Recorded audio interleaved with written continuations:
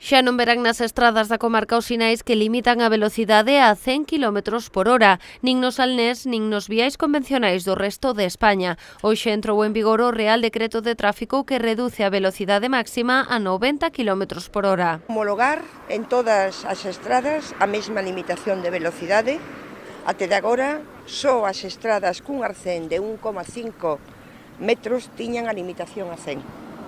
As restantes estradas xa estaban limitadas a 90. Este cambio do límite de velocidade igualanos con Europa e só Polonia e Rumanía manteñen os 100 km por hora nas estradas convencionais. O sinal da Nacional 640 foi só un exemplo das tarefas que se repetiron nas estradas.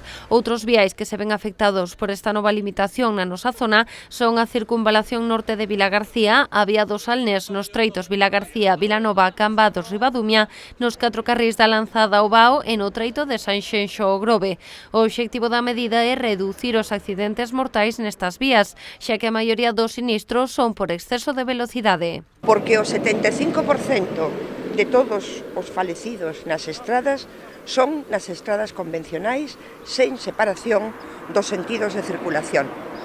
Porque tivemos 877 falecidos no ano 2018 nestas estradas en todo o país. Segundo os expertos, esta medida pode reducir ata nun 10% os falecidos na estrada. Na provincia de Pontevedra foron 19 os mortos en accidentes de tráfico o ano pasado. O 40% dos accidentes mortais son por saída da vía e isto é por exceso de velocidade.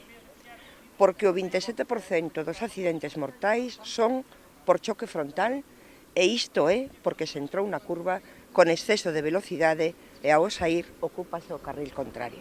Na provincia de Pontevedra mudáronse 19 sinais en estradas de titularidade do Ministerio de Fomento cun gasto de 3.000 euros. No caso das autonómicas foron máis de 100 os elementos cambiados cun custo de máis de 13.600 euros.